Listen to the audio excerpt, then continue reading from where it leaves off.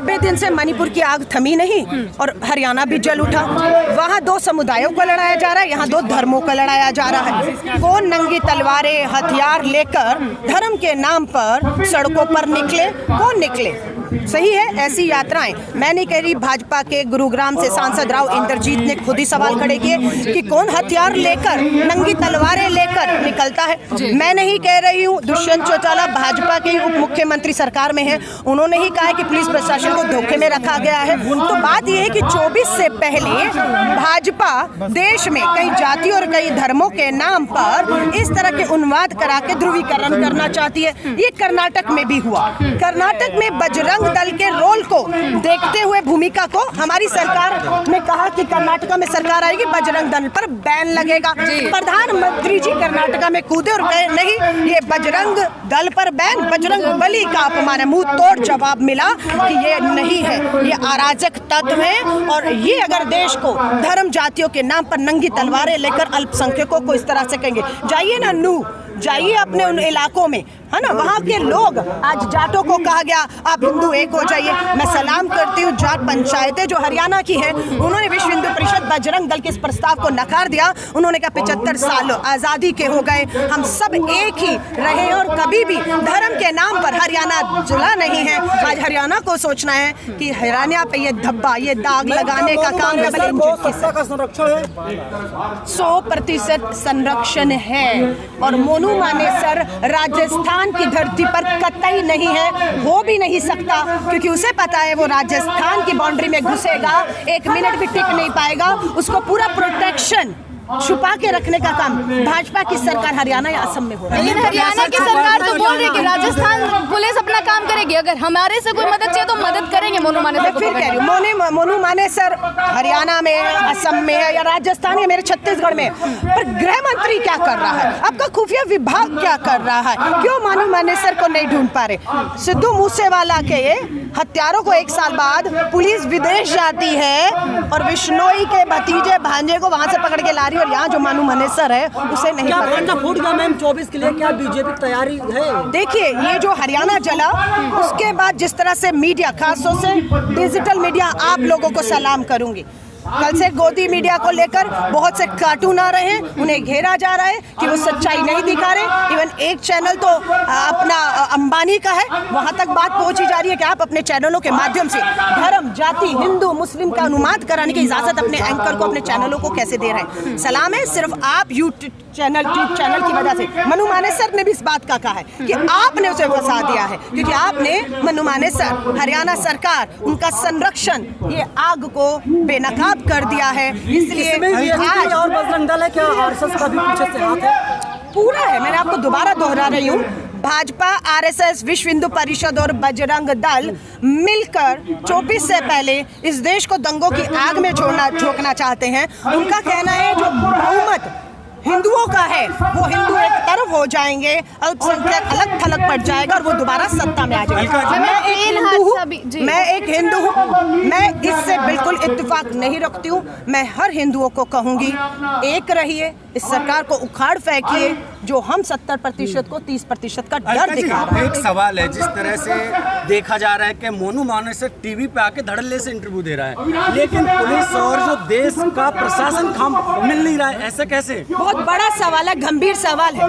देश के गृह मंत्री को, भाजपा का जहां जल रहा है हरियाणा, उसके मुख्यमंत्री, उनके गृह मंत्री को मोनू मानेसर नहीं मिलता, लेकिन एक टीवी के ऊपर मोनू मानेसर को इंटरव्यू देते हुए देखा। मालूम है, मैं नाम नहीं ले रही, सबने देखा। हाँ, उसके बावजूद अगर वो पकड़ा नहीं जाता, देश के गृह मंत्री अमित शाह जी आपसे तो इस्तीफा दे दीजिए। आप आतंकियों को क्या पकड़ेंगे अगर आपसे एक अपराधी भारत के अंदर नहीं पकड़ा? ट्रेन हादसा सामने आया, रेल वाला हादसा जो सामने आया, आरपीएफ के जवान ने जो 4 लोगों को मौत के घाट उतारा और वहाँ पर जो बयानबाजी आई कि हिंदुस्तान में रहना है तो बीजेपी को वोट देना है, मोदी योगी को वोट। देखिए, आपको इस बात से समझ आ जाएगी, जो रेलवे सुरक्षा बल का जो जवान है उसने क्या बोला। उसने 4 या 5 लोगों को मौत के घाट उतारा, 4, जिसमें से 3 मुस्लिम, और ये कहते हुए कि हिंदुस्तान में रहना है, मोदी योगी को वोट करना है और पाकिस्तान, ये जहर नफरत का भर दिया गया है, भर दिया गया। और ऐसे बहुत घातक मानव, मैं कहती हूँ मानव क्या कहें, एक बम हाँ यहाँ हमारे आसपास घूम रहे हैं, उनके दिमाग में, उनके दिलों में इतनी नफरत और हेट पहुंचा दी गई है सिर्फ सत्ता वापस हासिल करने के लिए। मैं सबको कहूंगी, हिंदू आप भी हैं, हिंदू मैं भी हूँ, और ये हिंदू मुस्लिम की लड़ाई नहीं, इस देश की लड़ाई है। राहुल गांधी जी की भारत जोड़ो यात्रा भी इसी मकसद से निकाली गई थी, क्योंकि हमें पता था 24 आ रहा है, ये देश को आग में झोंका जाएगा।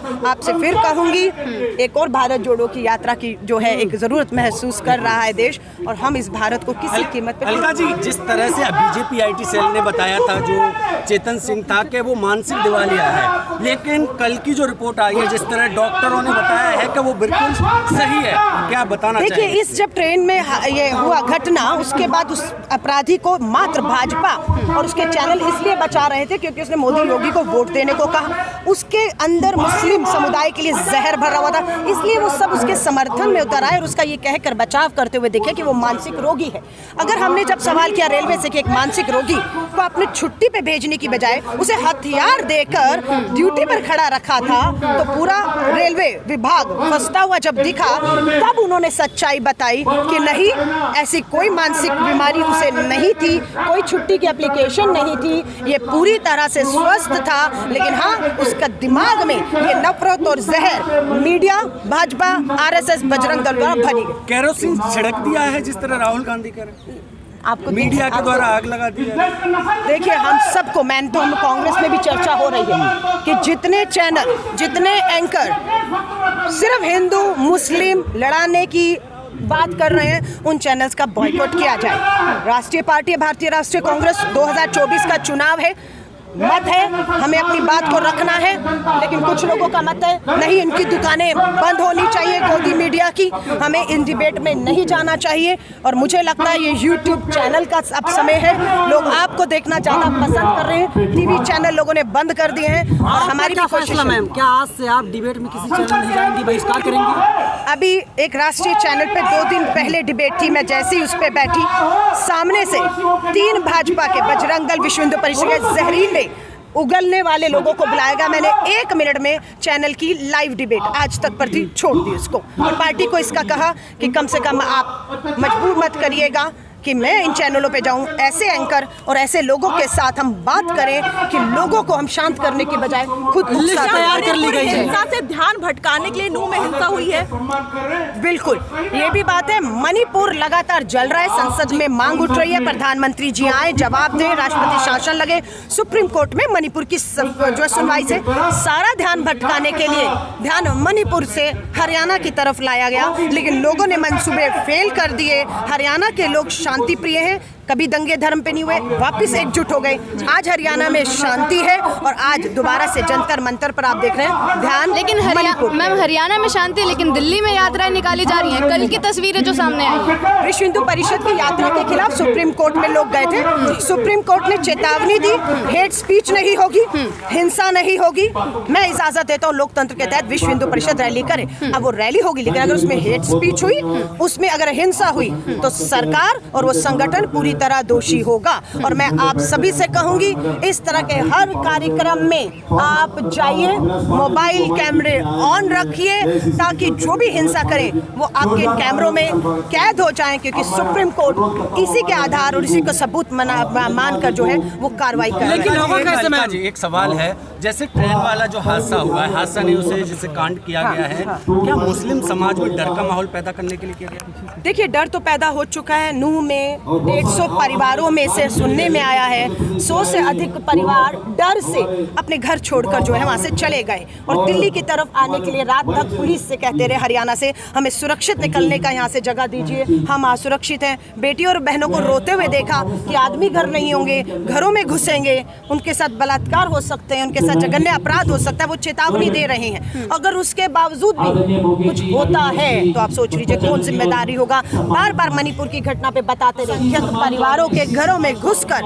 अगर ये उपद्रवी बेटियों पर हाथ डालते हैं इज्जत पर, तो फिर सरकार मणिपुर की तुलना जो है राजस्थान से और छत्तीसगढ़ की जा रही है। सुप्रीम कोर्ट ने इसका जवाब दिया कि प्रधानमंत्री जी संसद में चर्चा से पहले 20 जुलाई को आकर मणिपुर की तुलना पूरे देश से कर देते हैं। सभी मुख्यमंत्री से अपील करता हूँ, एक जनरल अपील कर गए, मणिपुर पे शांति की अपील नहीं की। 90 दिन से आपके डबल इंजन की सरकार में वो चल रहा है, बेटियों के साथ जगह कुछ नहीं बोला। सुप्रीम कोर्ट ने भी क्या कहा? आप क्या चाहती है सरकार कि मैं या तो सारे देश पे बोलूं या मणिपुर पे ना बोलूं? मेरे पास मणिपुर की बेटियां आई हैं और मणिपुर 90 दिन से चल रहा है। 60,000 मणिपुर में लोग राहत शिविरों में हैं, स्कूल कॉलेज काम धंधे सब बंद हैं। इसलिए मणिपुर की तुलना राजस्थान छत्तीसगढ़ से करके सरकार बच नहीं सकती है। स्मृति ईरानी जी ने भी यही बोला संसद में जब उनसे बातचीत की गई, तो कितना गुस्से वाला उनका एक रूप सामने आया।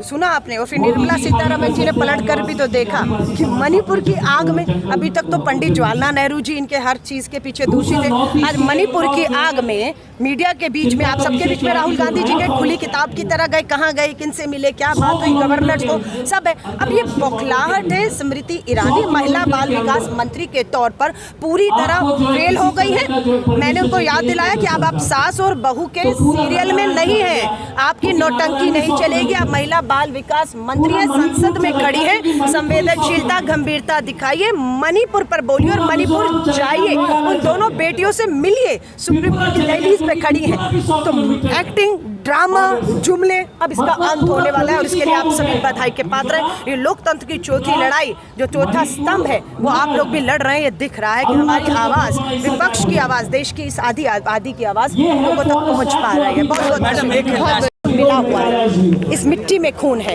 इसे बर्बाद मत होने दीजिए। शांति से रहिए, प्यार से रहिए, भाईचारे से रहिए। एक पर हमला हो, दूसरा अपने दरवाजे उसे खोल के बचाने का काम करे। ये सिर्फ बजरंग दल, विश्व हिंदू परिषद, बीजेपी, आरएसएस, इन सब का प्रयोग चल रहा है देश के साथ। मेवात हो गया, मणिपुर हो गया और अभी देश बहुत जलेगा।